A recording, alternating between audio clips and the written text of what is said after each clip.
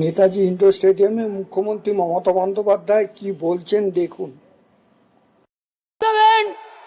মনে রাখবেন 2027 থেকে 29-এর মধ্যে বিজেপির ক্ষমতা শেষ। ওরা 2-3 বছর 4 বছর যা করার করবে, 2-3 বছরের বেশি আয়ু ওদের নেই।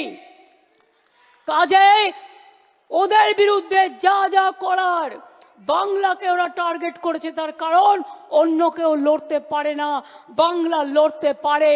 বাংলা সর্বধর্মে বিশ্বাস করে, বাংলা রামকৃষ্ণের দেশ, বাংলা বিবেকানন্দের দেশ, বাংলা নজরুলের দেশ, বাংলা সুভাষচন্দ্রের, বাংলা বিবেকানন্দের, বাংলা বিদ্যাসাগরের, বাংলা রামমোহনের, বাংলা মাতঙ্গিনীর, বাংলা মনে রাখবেন কবিগুরু রবীন্দ্রনাথ ঠাকুর থেকে শুরু করে নজরুল থেকে শুরু করে সবার। আমরা গর্ব করে বলি বাংলা থেকে প্রথম নির্বাচিত হয়েছিলেন Baba Saheb Ambedkar. He was elected from Bengal first. সংসদ যখন হয়েছিলেন, মনে রাখবেন, গর্ব করি, আমার গায়ে কাঁটা দিয়ে ওঠে এদের কথা শুনলে। আজকে তাই অভিষেক আপনাদের গুছিয়ে বলেছেন দলের কি করা উচিত, বক্সিদা বলেছেন। আপনাদের সাথে অনেকের পরিচয় নেই, তাই আমি কীর্তি আজাদ, পাঠান, সাগরিকা, নিজে একজন বড় সাংবাদিক ছিলেন, ভীষণভাবে এরা ফাইট করেন। তাছাড়াও আমার সাথে রচনা, জুন থেকে শুরু করে, সায়ন্তিকা থেকে শুরু করে, শাওনি থেকে শুরু করে সবাই আছেন। শতাব্দী আপনাদের কাছে বলেছেন।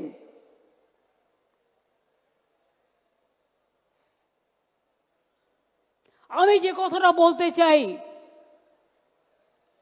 যারা ভালো কাজ করছেন তাদের পদোন্নতি করব আমরা, কিন্তু যারা কাজ করেন না, শুধু ভাষণ দেন আর বিবৃতি দেন আর শুধু পার্টিকে সমালোচনা করেন, বিজেপিকে লড়াই করেন না, সিপিএমকে লড়াই করেন না, কংগ্রেসকে লড়াই করেন না, মানুষের পাশে থাকেন না, তাদের জন্য আমার কোনো দয়া মায়া নেই।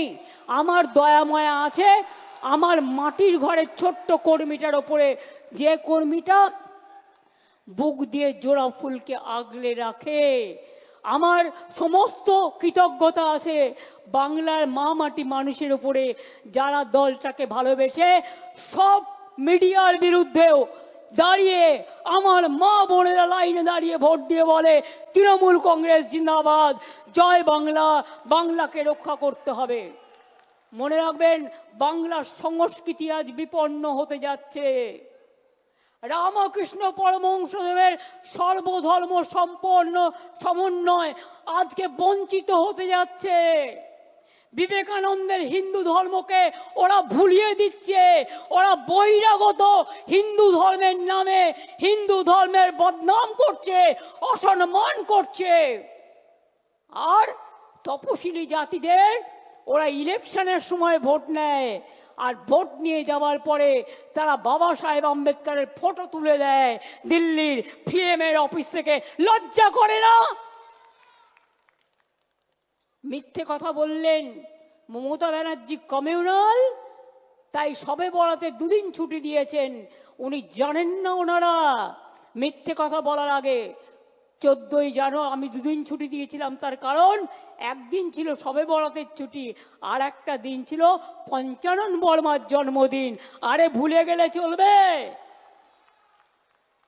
পঞ্চানন বর্মার জন্মদিন মনে রাখবে না আর রাজবংশীর ভোট চাইবে? ইলেকশনের সময় মতুয়া আর ইলেকশন চলে গেলে ফতুয়া। বাবা, আমরা তো মতুয়া মাকে শ্রদ্ধা করি, ভালোবাসি, আজ থেকে নয় চিরদিন। এটা আমাদের কাজ। আমরা সর্বধর্ম ভালোবাসি, কোনটা করি না? দুর্গাপুজোয় কতদিন ছুটি দিই? কি কমরেডরা, বিজেপিকে এখন আমি বলবো কমরেড, গেরুয়া কমরেড।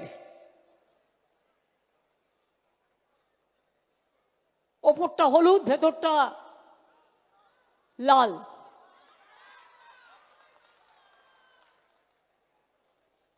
গেরুয়া কমরেড, কদিন ছুটি আপনাদের গভর্নমেন্ট দুর্গা পুজোয় দেয়, কালী পুজোয় দেয়, সরস্বতী পুজোয় দেয়,